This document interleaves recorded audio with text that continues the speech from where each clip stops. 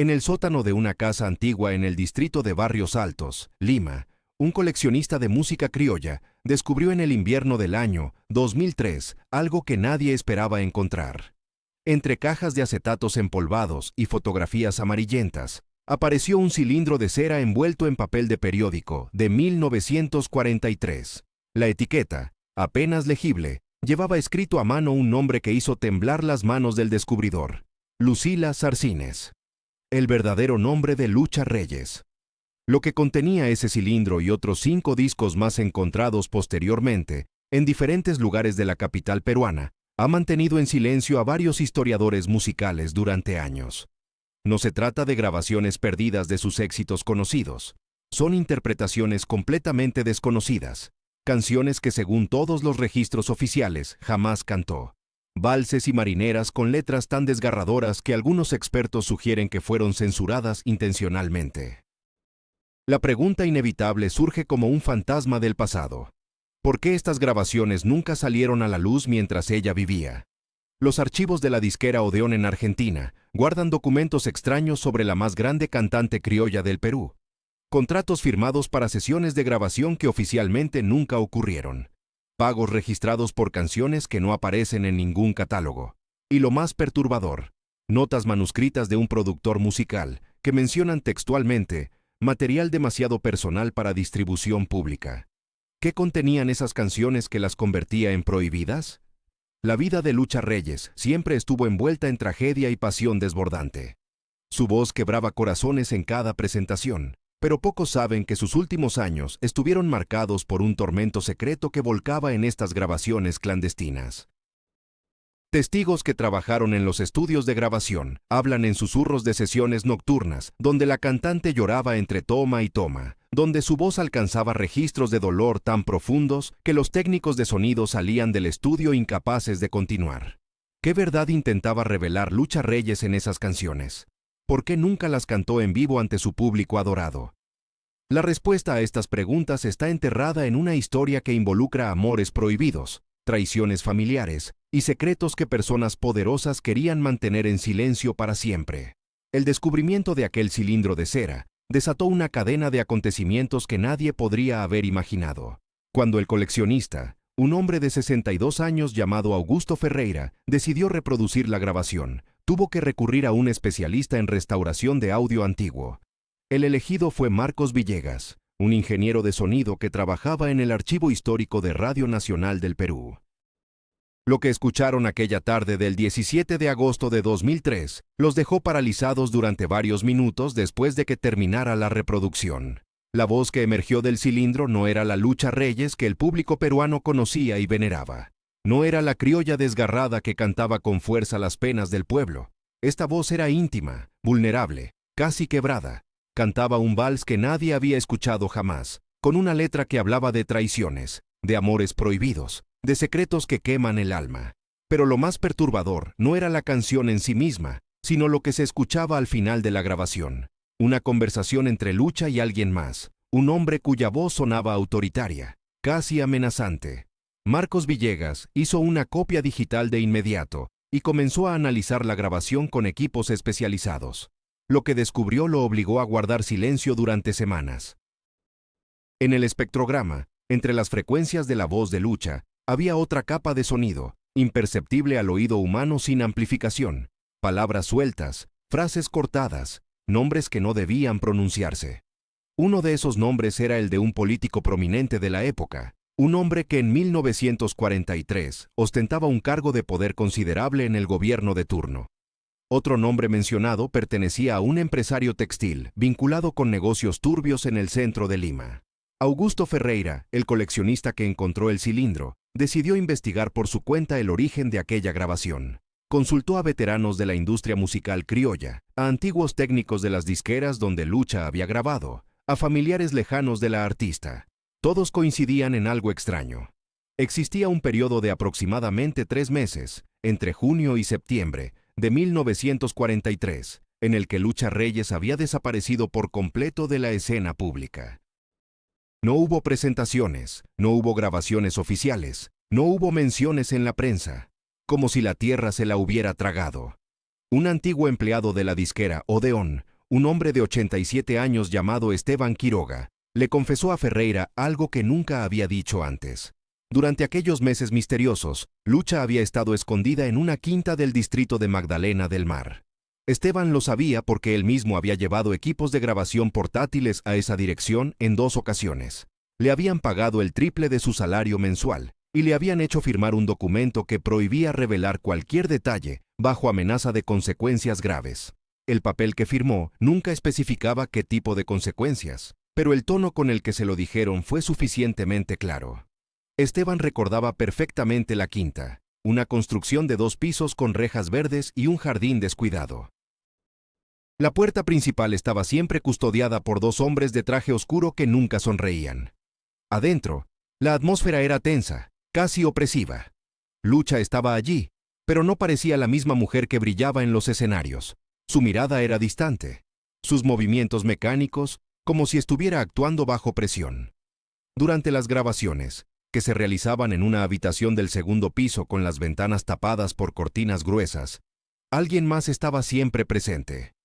Un hombre que nunca dio su nombre, que permanecía en las sombras, que intervenía constantemente dando instrucciones sobre qué canciones debía interpretar y cómo debía hacerlo. Ferreira intentó localizar aquella quinta en Magdalena del Mar, pero la dirección que Esteban recordaba vagamente ya no existía. El desarrollo urbano de las décadas siguientes había borrado esa zona del mapa. Sin embargo, en los archivos municipales encontró algo inquietante. Aquella propiedad había sido registrada a nombre de una empresa fantasma llamada Sociedad Comercial del Pacífico, la misma que aparecía vinculada en documentos judiciales antiguos con el empresario textil, cuyo nombre se mencionaba en la grabación del cilindro.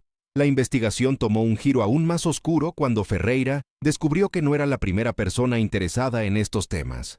En 1978, un periodista cultural llamado Ricardo Belmonte había publicado una serie de artículos en el diario La Prensa, sugiriendo que Lucha Reyes había sido víctima de extorsión durante los últimos años de su vida. Belmonte afirmaba tener pruebas documentales de que la artista había sido obligada a grabar material comprometedor, que luego fue usado como herramienta de presión política. Los artículos generaron un escándalo moderado, pero nunca llegaron a completarse. Ricardo Belmonte murió en un accidente automovilístico el 3 de noviembre de 1978, apenas 2 semanas después de publicar la tercera entrega de su investigación. Su automóvil cayó por un acantilado en la carretera a Pasamayo. Las autoridades dictaminaron que fue un accidente causado por exceso de velocidad y falta de visibilidad nocturna. Marcos Villegas, el ingeniero de sonido, comenzó a recibir llamadas extrañas en su casa después de comentarle a un colega sobre la grabación del cilindro. Llamadas en las que nadie hablaba, solo se escuchaba respiración al otro lado de la línea. Una tarde, al regresar a su departamento, encontró la puerta entreabierta. Nada había sido robado, pero sus archivos personales estaban revueltos, como si alguien hubiera estado buscando algo específico. La copia digital de la grabación seguía en su computadora, pero alguien había accedido a ella. Los registros del sistema mostraban que el archivo había sido reproducido 3 veces durante su ausencia.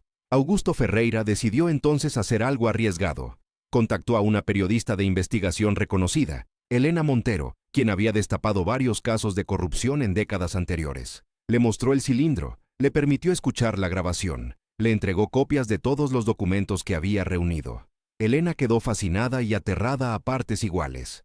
Prometió investigar con discreción, pero 2 días después de su encuentro, recibió en su oficina un sobre manila sin remitente.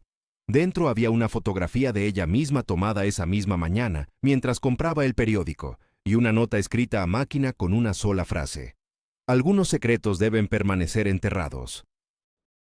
La pregunta que comenzaba a formarse en la mente de todos los involucrados era inquietante.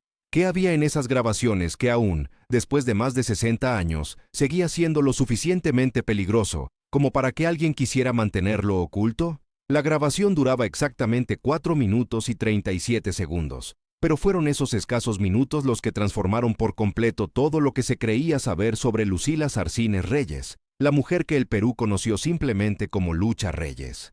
Marcos Villegas, el ingeniero de sonido, sintió que algo no encajaba desde el primer compás. La voz era inconfundible, ese timbre desgarrador que hacía llorar a multitudes en los teatros de Lima durante los años 30. Pero la interpretación contenía algo diferente, algo que jamás había aparecido en ninguna de sus presentaciones públicas. Era como si la cantante estuviera confesando un pecado mortal, como si cada nota arrastrara consigo un peso insoportable de secretos guardados. Augusto Ferreira, el coleccionista, permaneció inmóvil durante toda la reproducción. Cuando la última nota se apagó en el viejo fonógrafo restaurado, ambos hombres intercambiaron una mirada que no necesitaba palabras. Acababan de escuchar algo que no debió ser escuchado, algo que quizás había permanecido oculto deliberadamente durante más de 60 años. La canción se llamaba Sangre en el espejo. Ningún registro oficial mencionaba su existencia, ningún catálogo, ninguna biografía, ningún archivo de las emisoras que transmitieron sus conciertos. Era como si aquella composición hubiera sido borrada sistemáticamente de la historia. Ferreira comenzó su investigación al día siguiente. Contactó primero a Remedios Valverde, una anciana de 94 años que había trabajado como vestuarista en el Teatro Municipal durante la época dorada de Lucha Reyes. Remedios vivía en una residencia en Pueblo Libre, rodeada de fotografías amarillentas y programas de mano que guardaba como reliquias sagradas. La mujer se negó a hablar durante los primeros 20 minutos de la visita. Miraba por la ventana, sus manos temblaban ligeramente y repetía que algunas cosas era mejor dejarlas enterradas. Pero cuando Ferreira mencionó el título de la canción, Remedios cerró los ojos y una lágrima rodó por su mejilla surcada de arrugas. Ella lo sabía, había estado ahí aquella noche. Fue en el estudio de grabación de la compañía Brunswick, ubicado en la esquina de la avenida Wilson con Garcilaso de la Vega, en pleno centro de Lima. La fecha exacta que Remedios recordaba era el 28 de abril de 1940. Faltaban apenas 6 meses para la muerte de Lucha Reyes, aunque nadie lo sabía entonces. La sesión estaba programada para las 11 de la noche, un horario inusual que ya de por sí generaba suspicacias. Según el testimonio de la anciana vestuarista, aquella noche solo estaban presentes 5 personas en el estudio: la propia Lucha Reyes, el ingeniero de grabación Samuel Cortés, un pianista cuyo nombre Remedios no lograba recordar con precisión, el productor musical Eduardo Marquina y ella misma, que había sido convocada específicamente para ese registro. El ambiente era opresivo, cargado de una tensión que Remedios describió como antinatural, como si el aire mismo tuviera miedo. Lucha Reyes llegó con el rostro cubierto por un velo negro, algo que nunca hacía. No saludó a nadie. Se dirigió directamente a la cabina de grabación y pidió que apagaran todas las luces excepto una lámpara de aceite que ella misma había traído. La canción hablaba de traición, de sangre derramada, de un amor que había conducido a la muerte de un inocente. Pero no era una metáfora poética. Las palabras eran demasiado específicas, demasiado precisas. Mencionaba nombres que Remedios reconoció como personas reales, figuras importantes de la sociedad limeña de aquellos años. Hablaba de un crimen que nunca había sido investigado, de un cuerpo que nunca fue encontrado, de una conspiración que involucraba a militares y políticos de alto rango. Cuando la grabación terminó, Lucha Reyes salió de la cabina temblando. Sus ojos, según recordaba Remedios, parecían los de alguien que había visto el infierno. Eduardo Marquina, el productor, ordenó inmediatamente que se destruyeran todas las copias. Samuel Cortés, el ingeniero, intentó protestar, argumentando que era la mejor interpretación que jamás había registrado de la cantante. Marquina lo interrumpió con violencia y le advirtió que su vida dependía de su silencio. Pero alguien no obedeció. Alguien guardó un cilindro de cera. Lo escondió. Lo protegió durante décadas. Ferreira intentó localizar a Samuel Cortés, el ingeniero de grabación. Descubrió que había muerto en 1953, apenas 13 años después de aquella sesión nocturna. Las circunstancias de su muerte eran extrañas. Apareció ahogado en el río Rímac, a pesar de que varios testigos aseguraban que era un excelente nadador. El caso fue cerrado rápidamente, clasificado como accidente, ninguna investigación profunda, ninguna autopsia detallada. Eduardo Marquina, el productor musical, tuvo un destino aún más perturbador. Desapareció en 1946 durante un viaje a Arequipa. Su automóvil fue encontrado abandonado en una carretera solitaria, con las llaves puestas y el motor todavía caliente. Nunca se volvió a saber de él. La policía sugirió que había huido del país por deudas de juego, pero su familia siempre sostuvo que Eduardo no era jugador y que algo terrible le había ocurrido.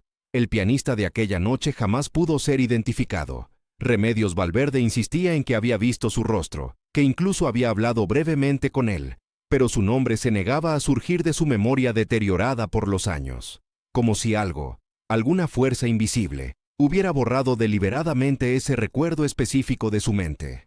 Marcos Villegas, mientras tanto, había comenzado su propio análisis técnico de la grabación. Utilizó software especializado para limpiar el audio, eliminar los ruidos de fondo, mejorar la claridad de la voz. Fue entonces cuando descubrió algo que helaba la sangre. En los últimos 5 segundos de la grabación, después de que la música terminaba, se escuchaba claramente la voz de un hombre que susurraba en el fondo.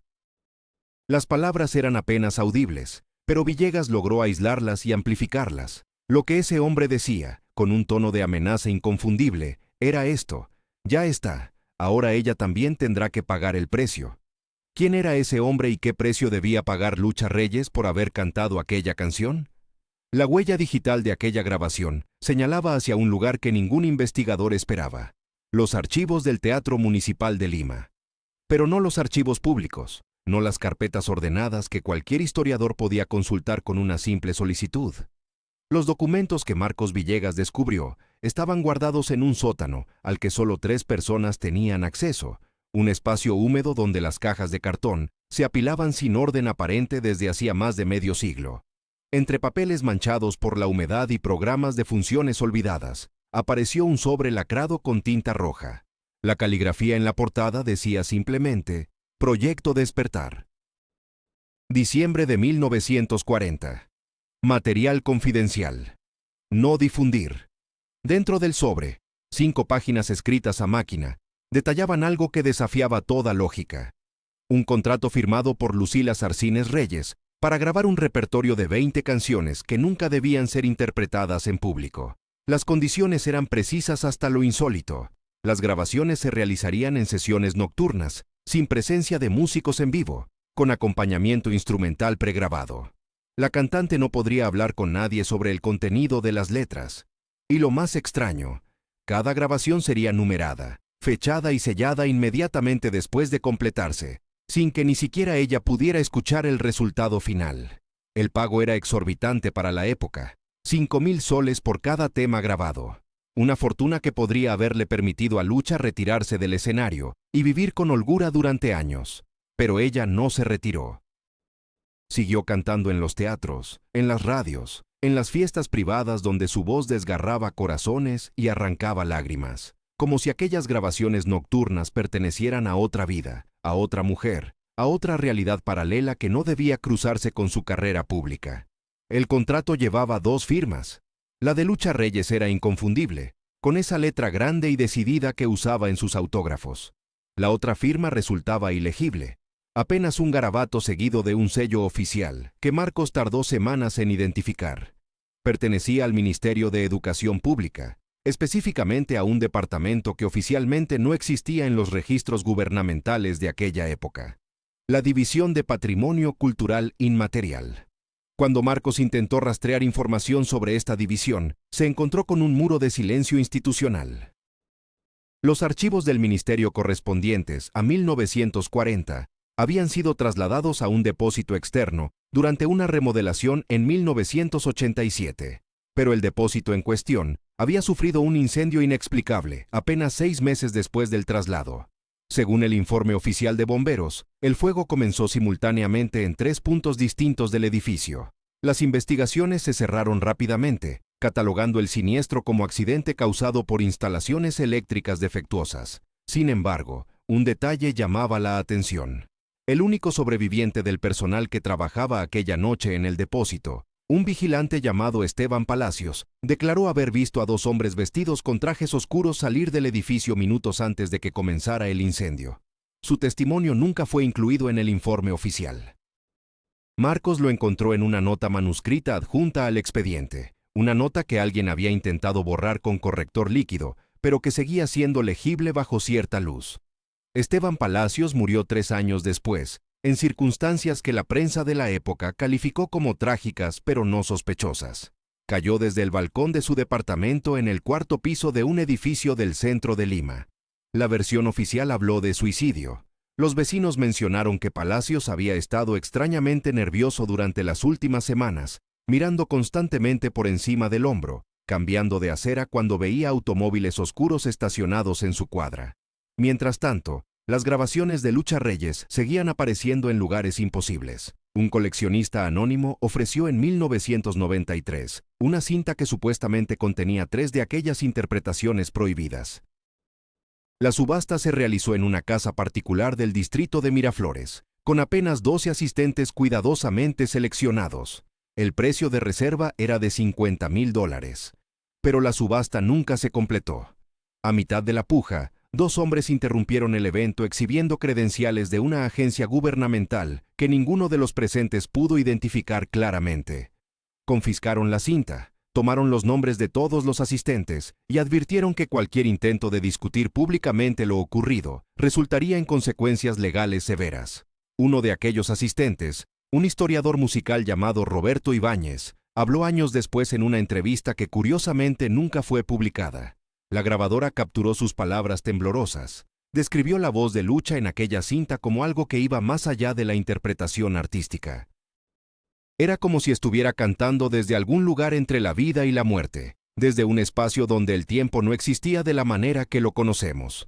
Las letras hablaban de cosas que no debían ser dichas, de secretos que atravesaban generaciones, de verdades que algunos preferirían mantener sepultadas bajo toneladas de silencio oficial. La pregunta que nadie se atrevía a formular en voz alta comenzaba a tomar forma. ¿Qué contenían realmente aquellas grabaciones que justificaba décadas de encubrimiento, incendios convenientes y muertes sospechosas? Las páginas que Marcos encontró entre los archivos del Teatro Municipal no eran simples contratos o recibos de pago. Eran cartas personales, escritas a mano con tinta azul desteñida por el tiempo, firmadas por un nombre que nadie esperaba encontrar vinculado a Lucha Reyes. Augusto Polo Campos, el legendario compositor que entonces apenas comenzaba su carrera.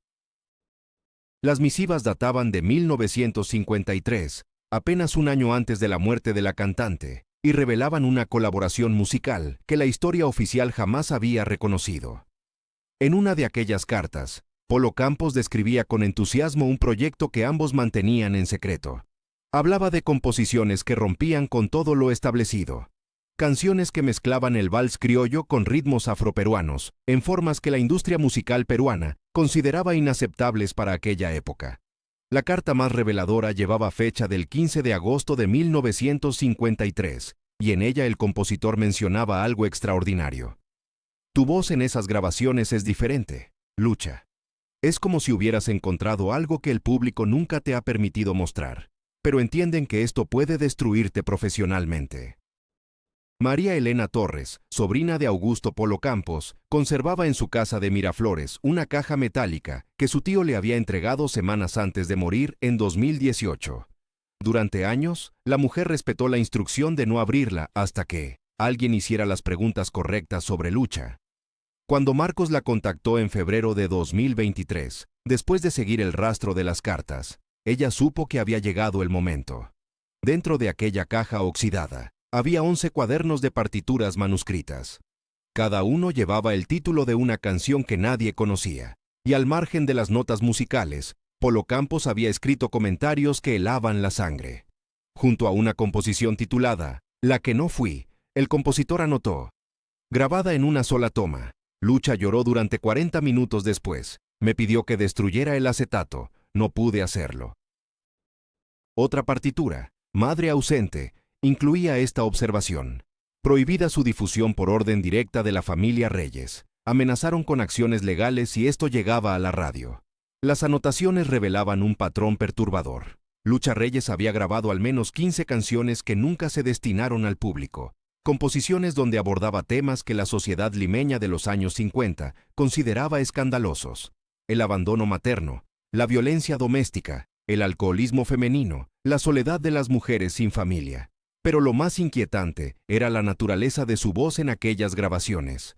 Según describía Polo Campos, la cantante interpretaba con una crudeza emocional que trascendía cualquier técnica vocal, como si cada palabra la desgarrara por dentro. El ingeniero de sonido que supuestamente había trabajado en aquellas grabaciones secretas era Humberto Salaverry, un técnico español que había llegado a Lima huyendo de la guerra civil. Los registros del Consulado de España en Perú indicaban que Salaverry había fallecido en circunstancias extrañas el 12 de marzo de 1955, apenas 4 meses después del suicidio de Lucha. El informe policial describía su muerte como un accidente laboral, una descarga eléctrica mientras trabajaba en el estudio de Radio América. Pero el certificado de defunción, que Marcos obtuvo tras semanas de trámites burocráticos, contaba otra historia. El forense había anotado al margen, con letra casi ilegible, lesiones inconsistentes con electrocución, signos de forcejeo previo al deceso. Los familiares de Salaverry, contactados en Madrid por una periodista colaboradora de Marcos, conservaban un baúl con pertenencias del ingeniero que nunca fueron reclamadas desde Perú. Entre fotografías amarillentas y herramientas de trabajo, apareció un sobre lacrado con la dirección del estudio de grabación, donde supuestamente se realizaron las sesiones secretas. La ubicación coincidía con un local en el Jirón Camaná que ya no existía, demolido en 1972 para construir un edificio de oficinas. Pero dentro del sobre había algo más valioso que cualquier dirección: una lista mecanografiada de fechas de grabación, títulos de canciones y duraciones exactas. La lista revelaba que entre mayo de 1952 y octubre de 1954, Lucha Reyes había grabado 23 canciones fuera de los estudios oficiales. Las sesiones se realizaban siempre después de medianoche, los días martes y jueves, cuando el estudio clandestino quedaba libre de otros compromisos. Junto a varios títulos, Salaverry había marcado asteriscos y anotado códigos que inicialmente parecían incomprensibles. Después de consultar con un experto en sistemas de catalogación antiguos, Marcos descubrió que aquellos códigos correspondían a ubicaciones específicas dentro de un archivo privado. El rastro conducía ahora a la Biblioteca Nacional del Perú, pero no a sus salas públicas. Un registro interno, filtrado por un empleado que prefirió mantener el anonimato, mostraba que en 1986 había ingresado al depósito de materiales sonoros una colección donada por un benefactor anónimo. La descripción era deliberadamente vaga.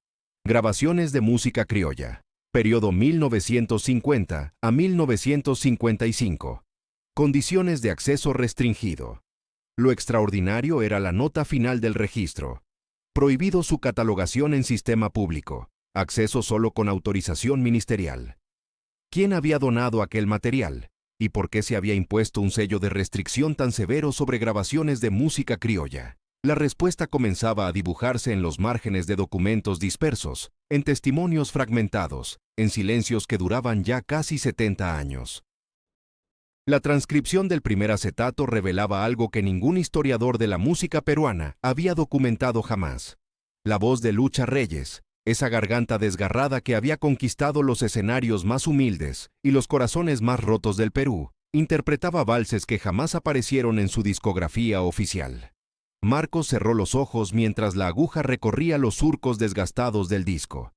No era solo la calidad de la interpretación lo que le erizaba la piel, sino el contenido mismo de las letras. Aquellas canciones hablaban de traiciones gubernamentales, de artistas silenciados por orden presidencial, de amores prohibidos en los más altos círculos del poder. La primera grabación llevaba por título un nombre que parecía extraído de una novela policial: La sombra del general. Según las anotaciones manuscritas en el sobre que contenía el acetato, había sido compuesta por Polo Campos expresamente para Lucha durante las primeras semanas de octubre de 1953. La letra describía con doloroso detalle la historia de una mujer que había sido amante de un alto oficial del ejército peruano, un hombre cuyo nombre nunca se mencionaba pero cuyos actos quedaban retratados con una claridad inquietante. Marcos conocía la historia oficial del gobierno de ese periodo. Sabía que durante aquellos meses turbulentos, varios generales habían disputado el poder en las sombras, mientras el presidente de turno apenas mantenía un control nominal sobre las Fuerzas Armadas. En la oficina del archivo municipal, rodeado por el zumbido de los ventiladores antiguos y el olor a papel viejo, Marcos reprodujo la grabación una segunda vez. Lucha cantaba con una intensidad que trascendía cualquier interpretación profesional. Aquello no era actuación, era testimonio. Cada quiebro de su voz, cada pausa cargada de significado, revelaba una conexión personal con el material. La cantante no estaba interpretando una historia ajena, estaba confesando su propia verdad envuelta en metáforas apenas veladas. El segundo acetato contenía 3 canciones más, todas ellas igualmente explosivas en su contenido. Una de ellas, El último brindis, narraba con detalle espeluznante una noche en el Palacio de Gobierno, donde 5 empresarios y 3 congresistas habían sellado un pacto que entregaría el control de las exportaciones mineras a intereses extranjeros. Los nombres no aparecían, pero las fechas coincidían perfectamente con un escándalo que había sacudido los periódicos limeños durante el verano de 1952, antes de ser súbitamente silenciado por orden de la dirección de gobierno. Marcos recordaba haber leído sobre aquel caso en los archivos de prensa censurada. Los artículos habían desaparecido de las hemerotecas oficiales, pero algunos ejemplares sobrevivían en colecciones privadas. Lo más perturbador llegó con la 4ª canción. Adiós a la cancionera. Era un vals lento, casi una marcha fúnebre, donde Lucha parecía despedirse no solo de su carrera, sino de su propia vida. La letra mencionaba lugares específicos, fechas exactas con palabras cifradas, nombres convertidos en anagramas que cualquier oyente atento podría descifrar.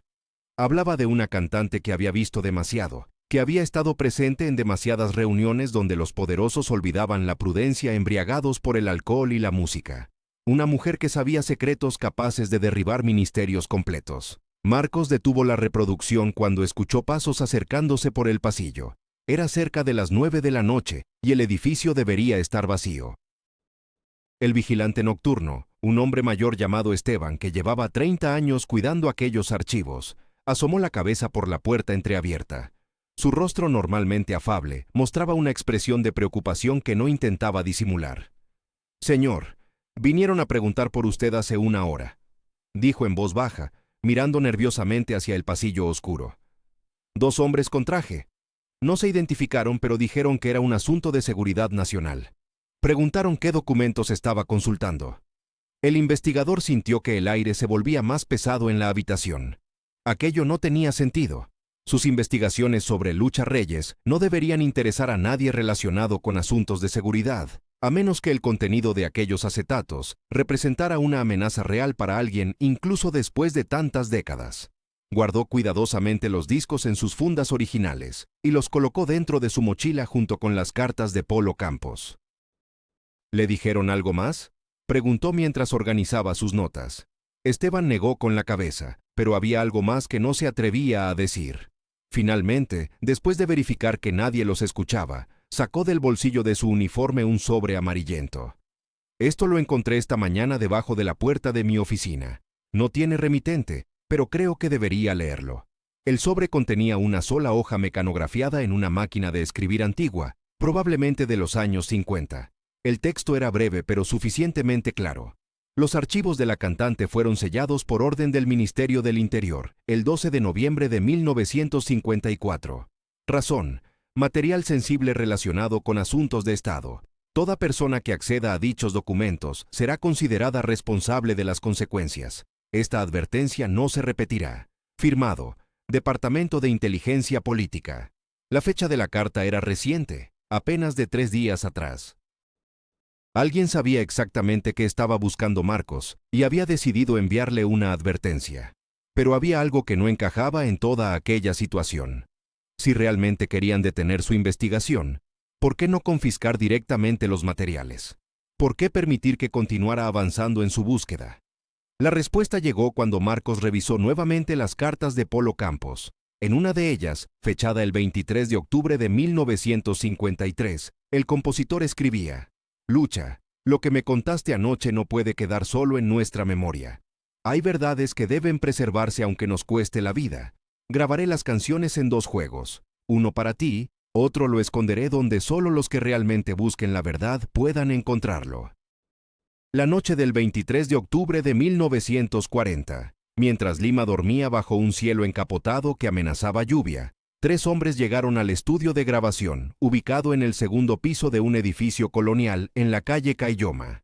Venían en un automóvil negro sin placas identificables y portaban maletines de cuero que protegían como si transportaran documentos de Estado.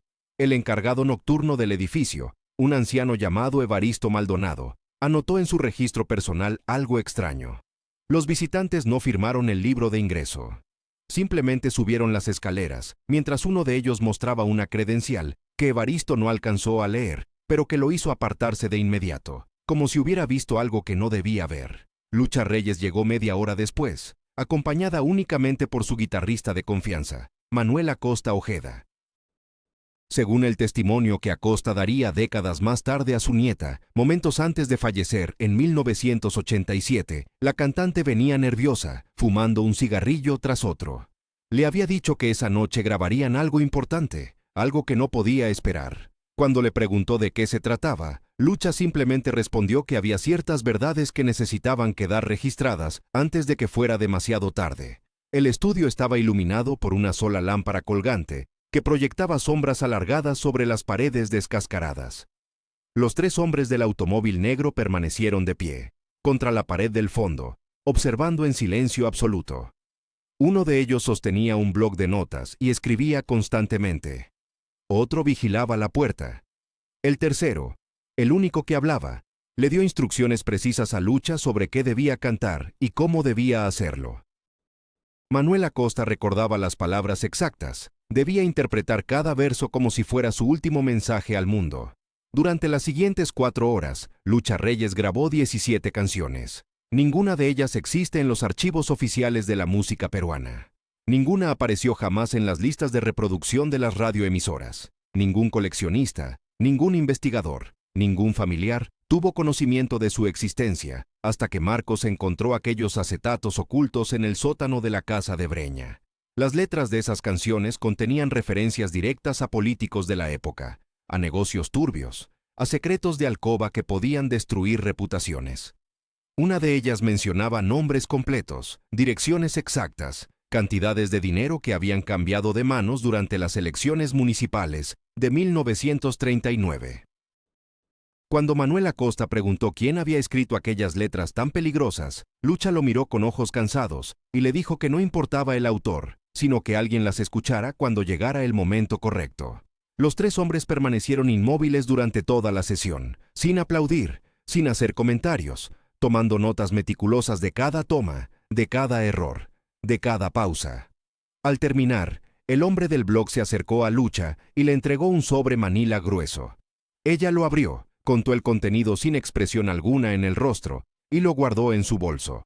2 semanas después de aquella sesión nocturna, Evaristo Maldonado fue encontrado muerto en su pequeña habitación del edificio de Caylloma. La autopsia oficial dictaminó infarto al miocardio, muerte natural por edad avanzada. Pero su sobrina, que vivía en el piso superior y lo visitaba cada mañana, declaró años más tarde que la noche anterior a su muerte, Evaristo le había confiado algo perturbador. Había escuchado voces extrañas en el segundo piso, voces que hablaban sobre destruir evidencias, sobre eliminar testigos incómodos. Le dijo que tenía miedo, que había visto demasiado durante sus años como vigilante nocturno. El estudio de grabación cerró sus puertas apenas 3 meses después. El propietario, un empresario español llamado Vicente Aragón, vendió todo el equipo a precio de remate y abandonó el país con destino a Buenos Aires. Nunca regresó. Su familia en Lima recibió una carta escueta donde explicaba que había decidido retirarse del negocio musical por razones personales. Pero su hijo menor, que ahora vive en Madrid y que accedió a hablar bajo condición de anonimato, reveló que su padre le confesó en su lecho de muerte que aquella decisión no había sido voluntaria. Le habían hecho una oferta imposible de rechazar: aceptar una generosa suma de dinero y desaparecer, o enfrentar consecuencias que no quiso especificar. Los acetatos que Lucha grabó aquella noche fueron trasladados a una ubicación desconocida. Según documentos de la compañía disquera que Marcos encontró en el Archivo General de la Nación, la orden de destrucción de material sensible fue firmada el 17 de noviembre de 1940 por el gerente general, cuyo nombre aparecía tachado con tinta negra en todos los documentos. La orden especificaba que ciertos registros fonográficos debían ser eliminados por contener material difamatorio y potencialmente dañino para la estabilidad social. No mencionaba el nombre de Lucha Reyes, pero la fecha coincidía exactamente con el periodo posterior a aquella sesión nocturna. Sin embargo, alguien desobedeció la orden. Alguien rescató los acetatos y los ocultó. Durante décadas, esas grabaciones permanecieron enterradas en un sótano húmedo, esperando. Marcos ahora tenía en su poder no solo un tesoro musical, sino evidencia de una conspiración que involucraba a figuras poderosas de la época. Cada canción era una bomba de tiempo, cada verso una acusación que alguien había querido silenciar para siempre. La pregunta que ahora martillaba en la mente de Marcos, mientras revisaba sus notas bajo la luz mortecina de su lámpara de escritorio, no era quién había compuesto aquellas letras explosivas, sino quién había tenido el coraje de preservarlas, sabiendo el peligro que representaban. Alguien había arriesgado su vida para que esas verdades no desaparecieran completamente. Alguien había creído que llegaría el día en que podrían ser escuchadas sin consecuencias fatales.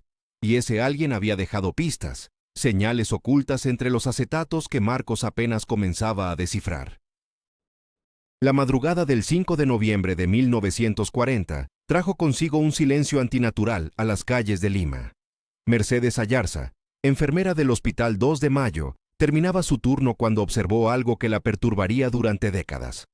Un vehículo oficial del gobierno, identificable por sus insignias discretas pero inconfundibles, estacionó frente a la entrada de emergencias. Dos hombres descendieron cargando lo que parecía ser equipo médico especializado, pero Mercedes notó algo extraño.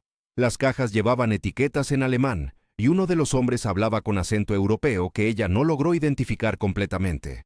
Lo que más la inquietó fue que estos individuos no ingresaron por la puerta principal, sino que fueron conducidos directamente a los sótanos del hospital, aquellos corredores que pocos conocían, y donde supuestamente se almacenaban únicamente archivos antiguos y suministros olvidados.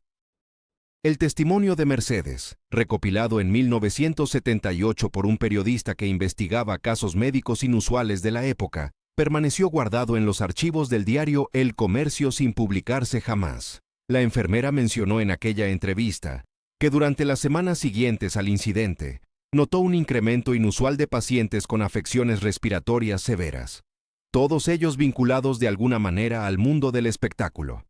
Cantantes, músicos, bailarines, personas cuyas voces eran sus instrumentos de trabajo. Mercedes confesó que intentó investigar por su cuenta, pero fue transferida abruptamente al hospital de Chorrillos, apenas 3 días después de comenzar a hacer preguntas. Nunca volvió a trabajar en el 2 de mayo. Existe un documento extraordinario que pocas personas han visto. Se trata de una carta escrita por el doctor Alejandro Rebagliati, uno de los médicos más respetados de la época, dirigida a un colega en Buenos Aires. La carta, fechada el 12 de noviembre de 1940, revela una preocupación profunda por lo que el doctor llamaba experimentos acústicos involuntarios. Rebagliati describía con detalle clínico cómo varios artistas limeños habían desarrollado súbitamente una condición que él denominaba disonancia vocal traumática, una afección que nunca antes había documentado en su extensa carrera. Los pacientes experimentaban hemorragias en las cuerdas vocales sin haber realizado esfuerzo físico aparente, como si sus gargantas hubieran sido sometidas a frecuencias sonoras más allá de los límites humanos tolerables. La carta concluye con una advertencia escalofriante. He solicitado autorización para publicar estos hallazgos en la revista médica de la universidad, pero mi solicitud ha sido denegada por razones de seguridad nacional. Me preocupa que estas personas estén siendo utilizadas como sujetos de prueba para algo que aún no comprendo completamente.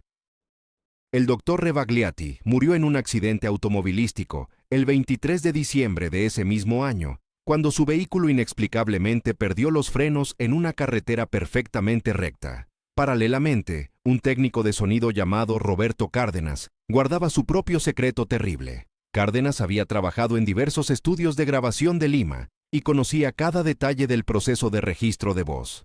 En sus anotaciones personales, descubiertas décadas después por su nieta, describía sesiones de grabación que desafiaban toda lógica técnica. Hablaba de micrófonos especiales que captaban no solo la voz, sino algo que él llamaba la resonancia del alma. Estos dispositivos, según sus escritos, habían sido diseñados en laboratorios europeos y llegaron a Lima en circunstancias misteriosas, justo en el momento en que la guerra transformaba el mundo. Cárdenas relata una sesión particular que lo marcó para siempre. Una cantante famosa, cuyo nombre cifró en sus notas usando solo iniciales, llegó al estudio en estado de profunda angustia. La sesión había sido programada de emergencia, en horas de la madrugada, por personas que no pertenecían a ninguna compañía discográfica conocida. La artista cantó con una intensidad desgarradora, pero al finalizar la primera toma colapsó. Los presentes la llevaron inmediatamente al hospital, y Cárdenas nunca volvió a verla cantar en público. Lo más perturbador de su relato es la descripción de lo que sucedió con la grabación.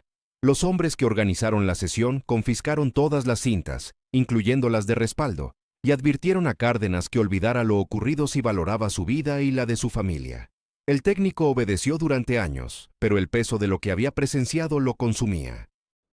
En 1952 intentó contactar a un periodista independiente para contar su historia, pero la noche anterior a la reunión pactada, su casa fue saqueada. No robaron dinero ni objetos de valor, solo sus diarios y todas las fotografías relacionadas con su trabajo en los estudios de grabación. Cárdenas comprendió el mensaje y nunca más habló del tema hasta su muerte en 1967. Una coincidencia adicional intensifica el misterio. Durante ese periodo exacto, entre octubre y diciembre de 1940, se registraron en Lima al menos 7 casos de artistas que cancelaron presentaciones públicas, alegando problemas de salud súbitos. Todos compartían una característica común. Habían visitado el mismo estudio de grabación en la calle Caylloma. Todos experimentaron problemas vocales severos e inexplicables. Y todos, de manera extraña, firmaron contratos de confidencialidad con una empresa fantasma llamada Sociedad Acústica del Pacífico, cuya existencia legal desapareció sin dejar rastro apenas 2 años después. Los archivos municipales de Lima contienen otra pieza inquietante del rompecabezas. Un informe policial del 8 de noviembre de 1940 documenta el hallazgo de equipos de grabación sofisticados, abandonados en un almacén del puerto del Callao. El informe describe tecnología que los oficiales no pudieron identificar, con manuales escritos en 3 idiomas diferentes. Antes de que pudieran realizar una investigación profunda, agentes del Ministerio del Interior confiscaron todo el material, clasificándolo como asunto de seguridad nacional. El oficial que redactó el informe inicial, teniente Carlos Bustamante, solicitó su retiro anticipado del servicio policial 3 meses después, mudándose a una provincia remota donde vivió el resto de sus días, sin explicar jamás las razones de su decisión abrupta. La verdad llegó en forma de un paquete anónimo al Archivo de Radio Nacional del Perú, exactamente 37 años después de aquella madrugada fatídica. Era el 12 de noviembre de 1977, cuando el archivista Tomás Echevarría descubrió entre la correspondencia habitual un sobre de Manila sin remitente, sellado con lacre negro. Dentro, un conjunto de acetatos intactos y un documento mecanografiado que comenzaba con una advertencia escalofriante. La nota estaba firmada únicamente con las iniciales ER y databa del 3 de noviembre de 1940. Decía textualmente que las grabaciones contenidas en ese paquete jamás debían reproducirse mientras ciertas personas permanecieran con vida. El autor confesaba haberlas resguardado durante décadas en una caja fuerte de un banco suizo, pagando la renta anticipada por medio siglo. Explicaba que si alguien leía aquellas líneas, significaba que el plazo había vencido y que los últimos custodios del secreto habían dejado este mundo. Echevarría, hombre meticuloso y desconfiado por naturaleza, decidió no informar a sus superiores de inmediato. Aquella misma noche, utilizando un fonógrafo antiguo que mantenía en perfectas condiciones, reprodujo el primer acetato. Lo que escuchó le heló la sangre. Era la voz inconfundible de Lucha Reyes, pero transformada, quebrada de una manera que ningún dolor del alma podía justificar completamente. Cantaba una versión desgarradora de un vals criollo que nadie había escuchado jamás, con letra que describía con precisión aterradora los últimos momentos de una mujer traicionada. La segunda grabación resultó ser aún más perturbadora. Entre largos silencios y sollozos, apenas contenidos, se escuchaba a Lucha hablando directamente al micrófono, como si supiera que aquellas palabras constituirían su testamento final.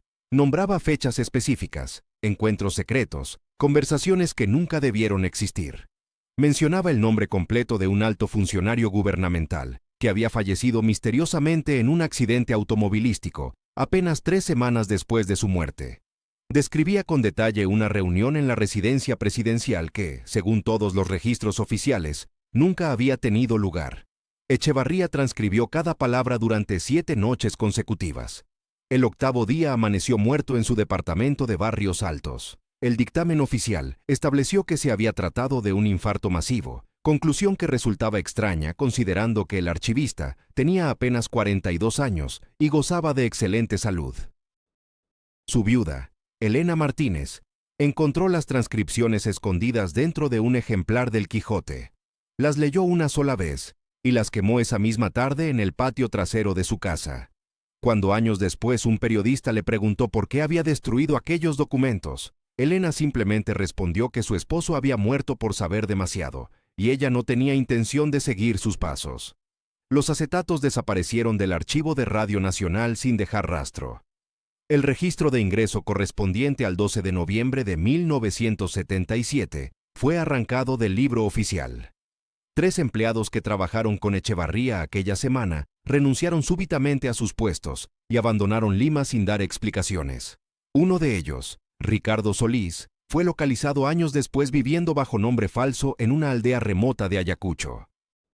Antes de morir en 1998, confesó a su hijo que había escuchado fragmentos de aquellas grabaciones y que contenían pruebas irrefutables de que la muerte de Lucha Reyes no había sido suicidio, sino un asesinato cuidadosamente orquestado.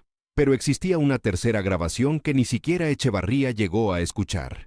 El ingeniero de sonido Augusto Ferreira, quien había trabajado en los estudios donde supuestamente se realizaron las últimas sesiones de Lucha, reveló en su lecho de muerte algo que mantuvo en secreto durante 59 años. La madrugada del 4 de noviembre de 1940, recibió la orden de presentarse en un estudio privado ubicado en una casona de Miraflores.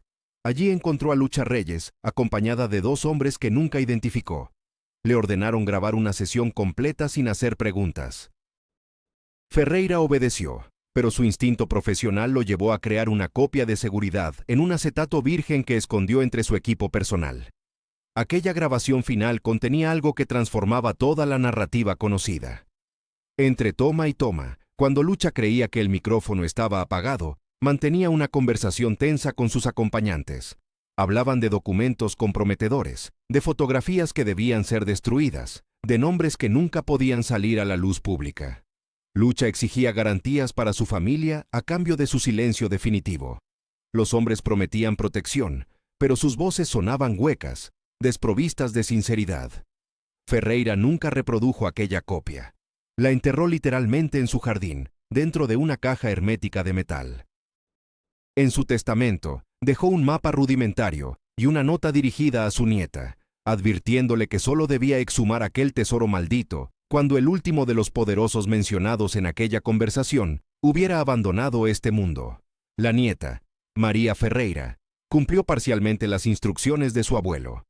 En el año 2003, desenterró la caja metálica y verificó que el acetato permanecía intacto. Pero después de consultar con expertos en historia política peruana, llegó a una conclusión aterradora. 2 de las personas mencionadas en aquellas conversaciones grabadas habían fundado dinastías políticas que continuaban ejerciendo poder e influencia hasta el presente. El acetato fue devuelto a su sepultura temporal. María estableció en su testamento que solo podría ser revelado cuando se cumplieran 100 años exactos de la muerte de Lucha Reyes. Calculó que para entonces, todos los involucrados directos e indirectos en aquella conspiración habrían desaparecido, junto con las estructuras de poder que protegieron durante décadas la verdad sobre lo que realmente sucedió en aquella habitación del Hotel Bolívar. La voz de Lucha Reyes permanece congelada en el tiempo, atrapada en surcos de acetato que guardan el testimonio definitivo de una artista que conoció demasiado y pagó el precio máximo por ese conocimiento. Sus grabaciones desgarradoras nunca llegaron a los escenarios porque no estaban destinadas al público, sino a servir como evidencia de crímenes que la historia oficial decidió ignorar.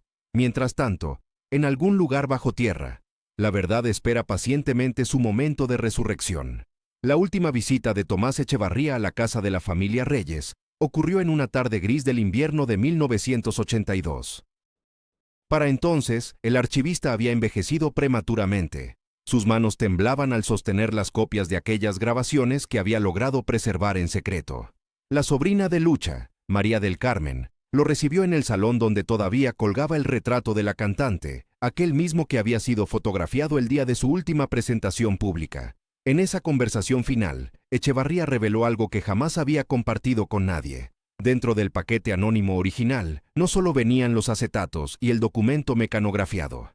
Había también una pequeña libreta de cuero desgastado, con anotaciones en la propia letra de Lucha Reyes. Fechas, nombres, direcciones de estudios de grabación clandestinos. La última entrada databa del 30 de octubre de 1940, apenas horas antes de su muerte.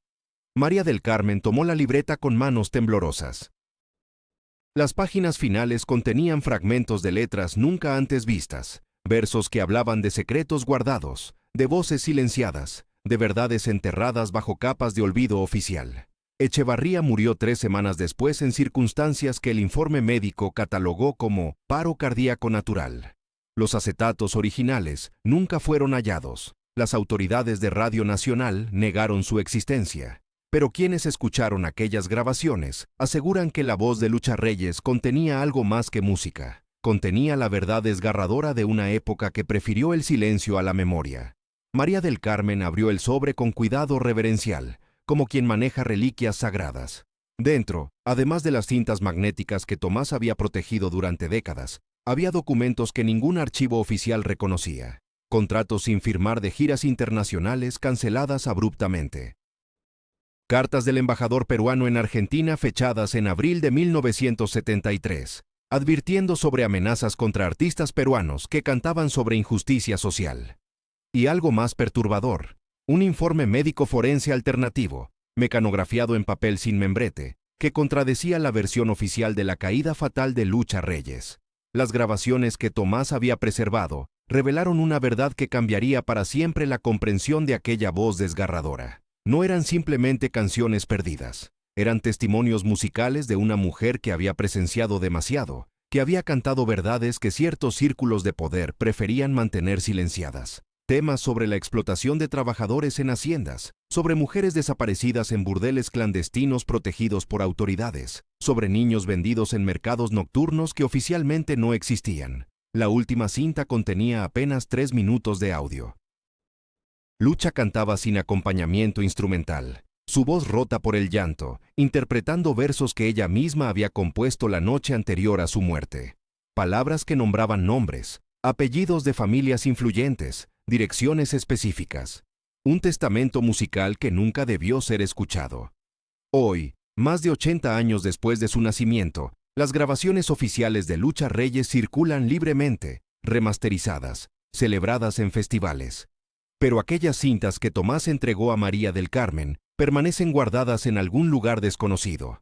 La familia nunca confirmó su existencia públicamente. Ningún museo las reclama. Ningún investigador oficial las menciona.